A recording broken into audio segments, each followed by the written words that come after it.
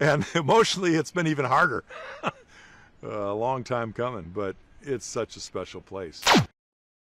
Jack Morris, a highly accomplished pitcher with 254 career wins and 5 All-Star selections over his 18-year MLB career, has also been the subject of controversy due to sexist and racist remarks he made throughout his life.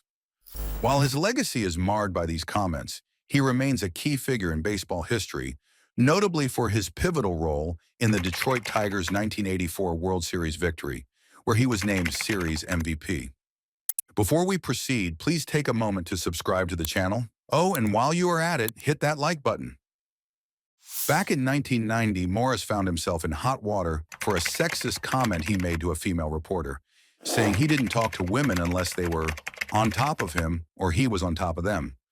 While it made waves at the time, the remark largely faded away as he continued his baseball career.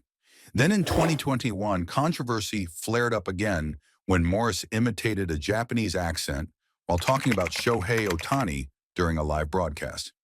Bally Sports Detroit suspended him, and Morris later issued an apology.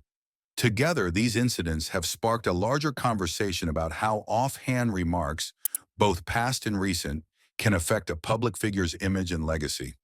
Throughout his career, Morris was known for his fiery competitiveness, which often showed up in intense displays on the field. He had a reputation for pushing himself and his teammates, never shying away from showing frustration if things weren't going right. For some, this relentless drive made him a standout leader. For others, his intensity came across as intimidating or even unsportsmanlike. His fierce attitude fueled his success, but also left some people divided over whether his approach was inspiring or a bit too harsh. When Morris was inducted into the Baseball Hall of Fame in 2018, it sparked a lot of debate among fans and sports analysts. Supporters celebrated his achievements, particularly his standout performances in big games and World Series moments. But critics felt his overall stats didn't quite match up to typical Hall of Fame standards. They also argued that his history of controversial comments and intense behavior on the field should have been factored into the decision. This mix of opinions highlighted how complex Morris's legacy is.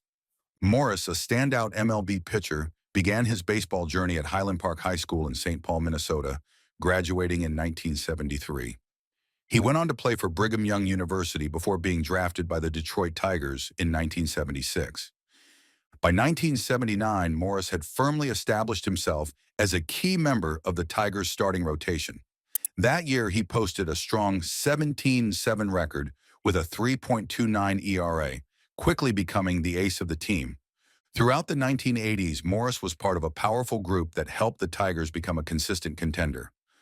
In 1980, Morris learned the split-finger fastball from pitching coach Roger Craig, a pitch that would become one of the most effective weapons in his career. He led the majors with 14 wins during the strike-shortened 1981 season, posting a solid 3.05 ERA. Morris was known for his durability and competitiveness, even though he played under the notoriously short leash of Captain Hook, who frequently pulled pitchers at the first sign of trouble. Despite a down year in 1989 when he posted just 6 wins, Morris finished the decade with 162 wins, more than any other pitcher in the 1980s.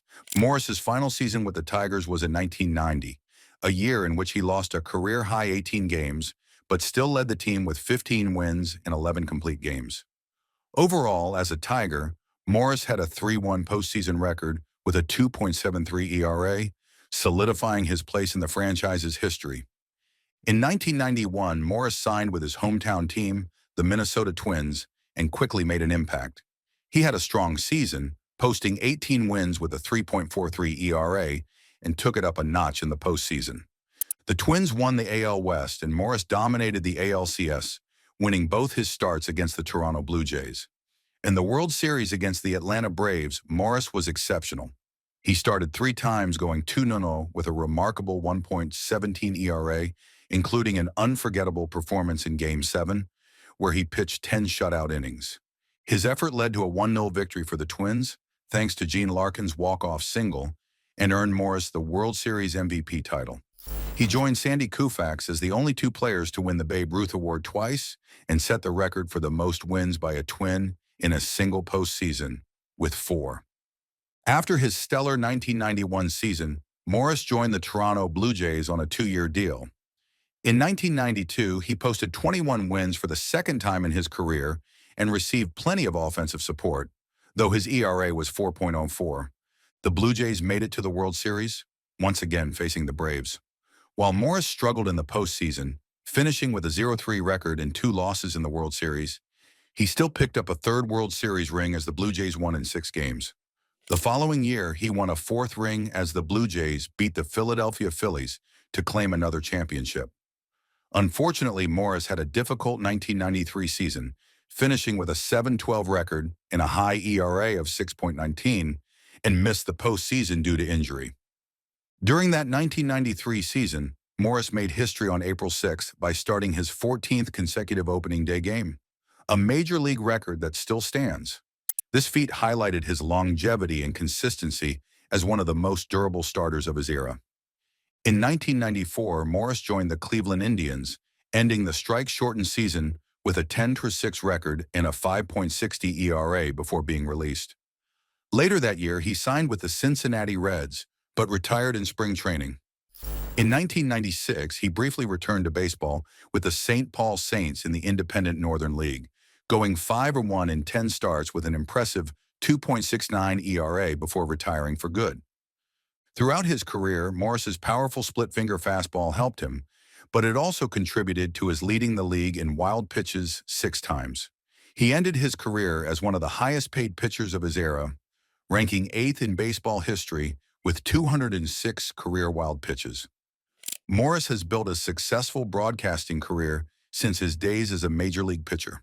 He started as a color analyst for the Minnesota Twins, occasionally coaching the Detroit Tigers during spring training in Lakeland, Florida. In 2013, he joined Sportsnet as a radio analyst for the Toronto Blue Jays and made TV appearances.